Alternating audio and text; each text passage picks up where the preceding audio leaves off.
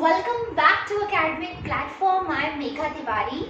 So friends, you are on Academic Platform and this video is specially for those students who are preparing for class 11th. Guys, class 11th में जब लोग हम enter करते हैं तो हमारे पास 3 streams होती है, arts, commerce and science.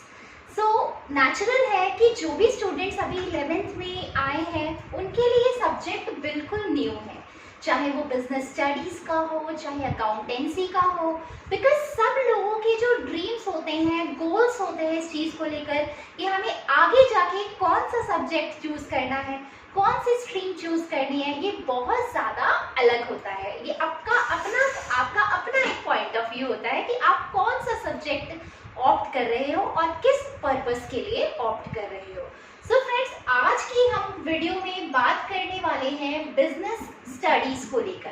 Guys, business studies lecture में हम बहुत सारी चीज़ें डिस्कस करने वाले हैं आज, बिकॉज आज हम लोग सबसे पहले, जैसा कि हम जानते हैं कि हमारा फर्स्ट लेक्चर है, तो यहाँ हम लोग सबसे पहले पढ़ेंगे कॉन्सेप्ट ऑफ बिजनेस के बारे में कि बिजनेस एक्चुअली में होता क्या है. बिकॉज आप जब भी किसी पर्टिकुलर सब्जेक्ट को पढ़ने जाते हैं तो उस पर्टिकुलर सब्जेक्ट का आपको पूरी तरीके से नॉलेज होना जरूरी है कि जो आप पढ़ रहे हैं ये आपके लिए कितना ज़्यादा हेल्पफुल है. गाइस, बिजनेस स्टडीज एक ऐसा सब्जेक्ट है जिसको आप अपनी प्रैक्टिकल लाइफ में भी ऑप्ट करेंगे, आप अपनी रियल लाइफ सिचुएशंस में भी अप्लाई करेंगे. आप प्लीज़, इसीलिए आज का लेक्चर स्टार्ट करने से पहले मैं सभी उन स्टूडेंट्स से रिक्वेस्ट करना चाहती हूँ जो ये वीडियो देख रहे हैं, please try to consider yourself for a while that you are the business manager of a particular company.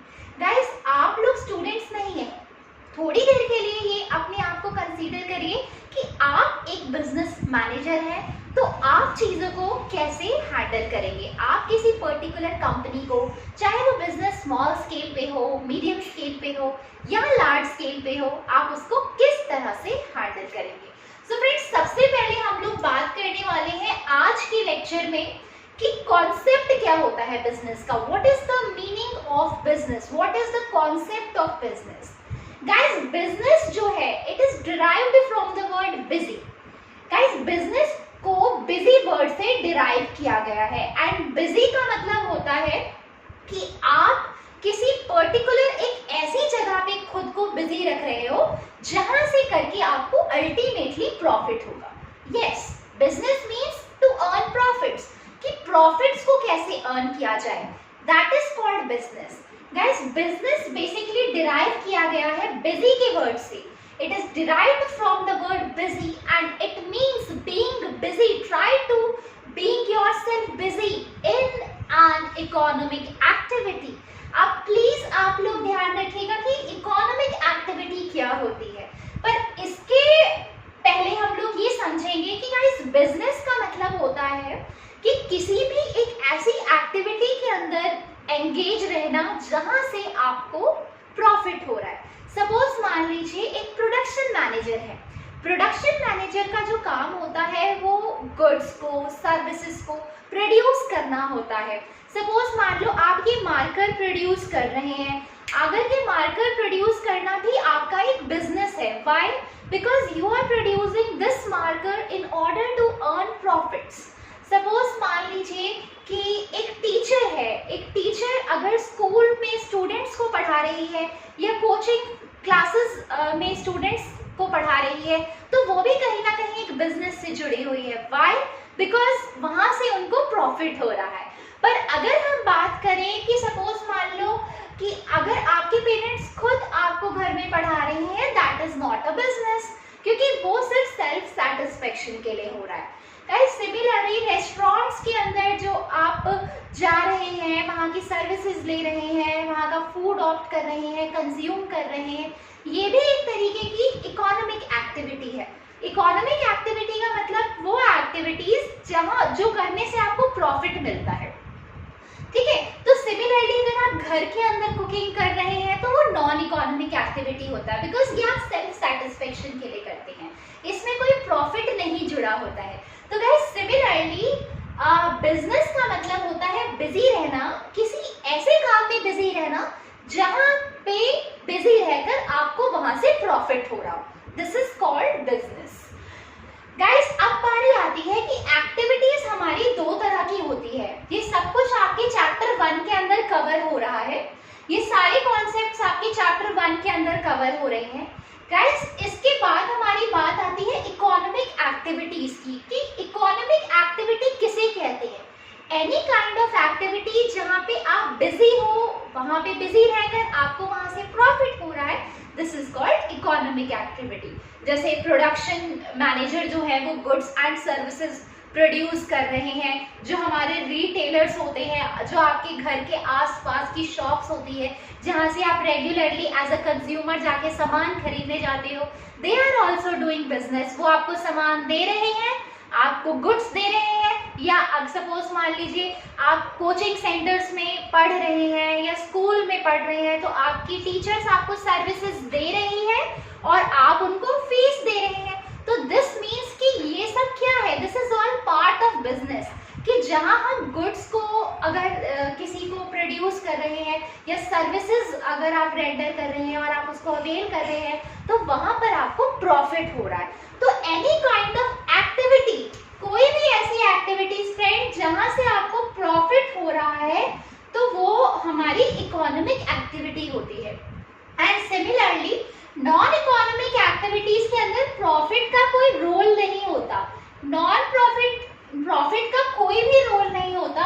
ये सिर्फ और सिर्फ अपनी सेल्फ सेटिस्फेक्शन के लिए की जाती है। सेल्फ सेटिस्फेक्शन मतलब आप खुद को सेटिस्फाई रख रहे हो। सपोज मान लो कि आज आपको घर में पिज्जा खाने का बहुत मन कर रहा है, एंड जैसे कि हमें पता है कि लॉकडाउन चल रहा है, तो सबके घर में अच्छी अच्छी डिशेस बन रही है, लोग क्रिएशंस कर रहे हैं। सपोज मान लीजिए आज आपने घर में खुद पिज्जा बनाया, this is just for your self satisfaction. आप अपनी फैमिली मेंबर से पैसे नहीं ले रहे हो, या बेसिकली अगर आप वही पिज्जा बाहर से ऑर्डर कर रहे हो और वहां पे आपको मनी देना पड़ रहा है, this is economic activity, because वहां पे वो लोग ये काम प्रॉफिट अर्न करने के लिए कर रहे हैं। तो सिमिलरली इकोनॉमिक एक्टिविटीज फ्रेंड्स वो एक्टिविटीज होती है जहां पर आप एंगेज रहते हो और वहां से आपको प्रॉफिट मिल रहा है। Suppose a teacher is teaching in a school, this is an economic activity. But if a teacher is teaching his और हर ओन चाइल्ड, तो ये हमारी नॉन इकोनॉमिक एक्टिविटी होती है, क्योंकि आप अपने ही घर में अपने बच्चे को पढ़ा रहे हो, तो वहां पे आपको कोई प्रॉफिट नहीं हो रहा, ये सिर्फ आप अपनी सेटिस्फैक्शन के लिए कर रहे हो। तो this is non economic activity. Guys, अब बारी आती है कि आखिर बिजनेस किया क्यों जाता है, बिजनेस का मेन ऑब्जेक्टिव क्या होता है। फ्रेंड्स, अगर ये क्वेश्चंस आज की डेट में आप बहुत लोगों से पूछो, तो लोग कहते हैं कि बिजनेस का ऑब्जेक्टिव सिर्फ और सिर्फ प्रॉफिट अर्न करना है। नो फ्रेंड्स, हमारे ऑर्गेनाइजेशन के अंदर बिजनेस के 3 मेजर ऑब्जेक्टिव्स होते हैं। बिकॉज अगर आप बिजनेस स्टडीज का जो सब्जेक्ट है वो 11th क्लास में पढ़ रहे हैं, this is very very interesting subject. I am telling you कि अगर आप लोगों की फाउंडेशन स्ट्रांग रहेगी, अगर आप लोगों का बेस स्ट्रांग रहेगा, तो आगे आने वाले टाइम में आप हर कॉम्पिटिटिव लेवल के एग्जाम्स को भी क्रैक कर सकते हैं। तो आप जितना भी पढ़िए, क्वालिटेटिव पढ़िए, कोर्स को भगाना नहीं है, कम से कम वक्त दो, पर प्लीज जितना भी पढ़ो उसमें आपको कॉन्सेप्ट्स क्लियर होने चाहिए, ताकि वो चीजें आपको लाइफ टाइम याद रहे। गाइस, ऑब्जेक्टिव्स हमारे बिजनेस के होते हैं।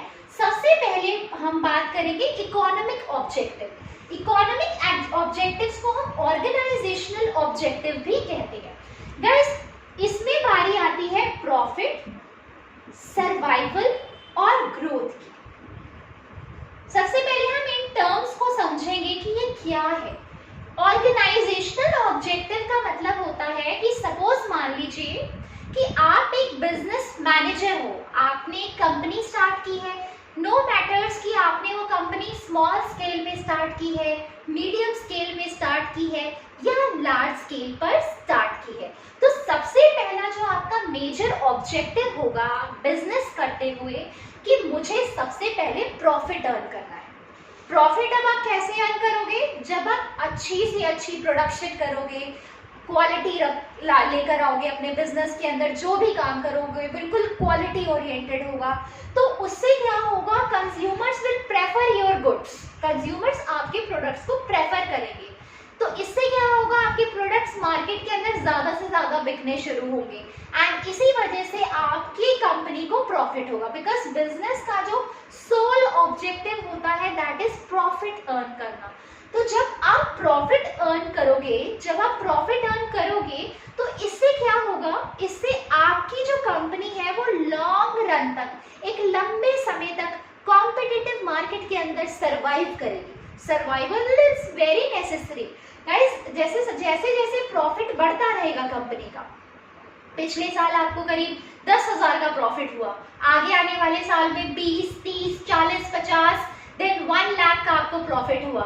जैसे जैसे टाइम आगे बढ़ रहा है, कंपटीशन बढ़ रहा है और प्रॉफिट के बढ़ने की वजह से you can able to survive more over in a competitive market for a longer period of time which is very necessary. Profit होने की वजह से ही आप एक कंपटीशन के अंदर चैलेंजेस को फेस कर पाते हो, एक कॉम्पिटिटिव मार्केट के अंदर लॉन्ग रन तक सरवाइव कर पाते हो एंड इसी की वजह से जब प्रॉफिट इंक्रीज होगा, आपकी कंपनी लॉन्ग रन तक सरवाइव करेगी। तो इसी वजह से एक टाइम ऐसा आ जाएगा आपके बिजनेस का कि आपके बिजनेस की ग्रोथ होनी शुरू हो जाएगी, एक्सपेंशन होना शुरू हो जाएगा। सपोज मान लीजिए कि आज आपका बिजनेस दिल्ली में है तो कल को आपका बिजनेस बॉम्बे में होगा, ठीक है, कल को आपका बिजनेस कैलकाटा में होगा। तो दिस मीन्स कि आपका जो एक्सपेंशन है वो एक्सपेंशन कैसे क्रिएट हो रहा है, just due to the reason of increase in the profit level of company. जब प्रॉफिट बढ़ेगा तो कंपनी लॉन्ग रन तक सरवाइव करेगी एंड सरवाइव करने जैसे जैसे होती रहेगी वैसे वैसे हमारी कंपनी ग्रो करेगी, हमारी कंपनी का एक्सपेंशन होगा। एक्सपेंशन होगा तो हमें और ज्यादा रिसोर्सेज की जरूरत पड़ेगी, उसको मैनेज करने की जरूरत पड़ेगी। तो this is all about business. तो ये हमारा सबसे पहला ऑब्जेक्टिव होता है कि ऑर्गेनाइजेशनल ऑब्जेक्टिव के दो नाम है।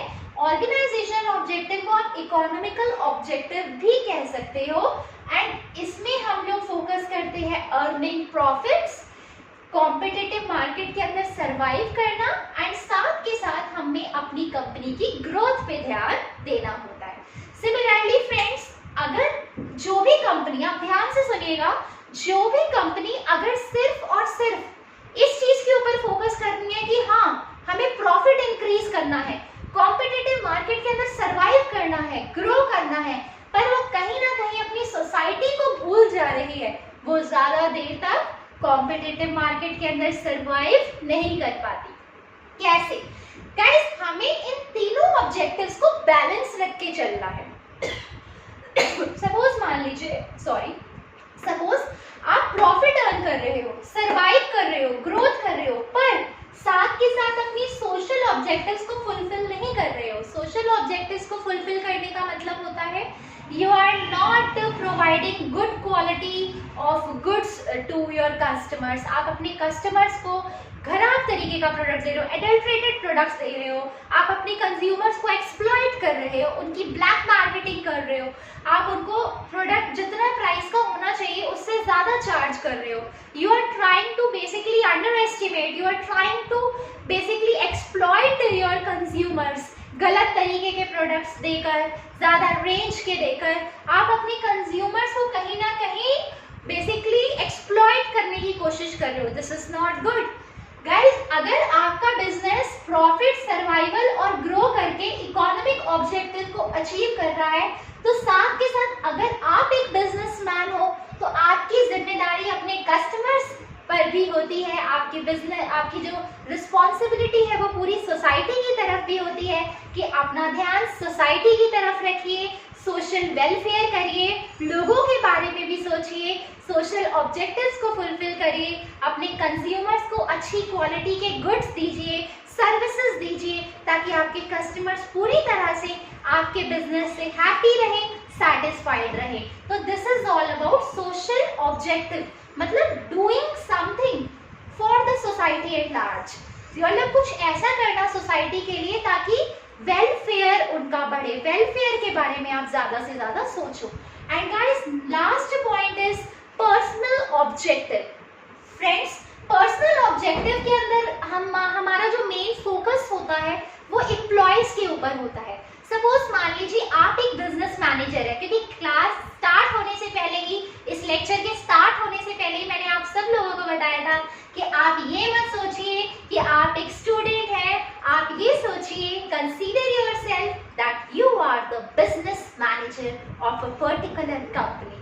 गाइस, अगर आपकी ऑर्गेनाइजेशन के अंदर जो वर्कर्स होंगे, जो एम्प्लॉयज होंगे, अगर एम्प्लॉयज आपके लिए कुछ कर रहे हैं, ऑर्गेनाइजेशन के अंदर इतना अच्छा कंट्रीब्यूशन दे रहे हैं जिससे ऑर्गेनाइजेशन का प्रॉफिट हो रहा है, आपकी कंपनी सरवाइव कर रही है, ग्रो कर रही है, देन आपकी भी जिम्मेदारी है ना कि आप अपने एम्प्लॉयज के लिए भी कुछ करो।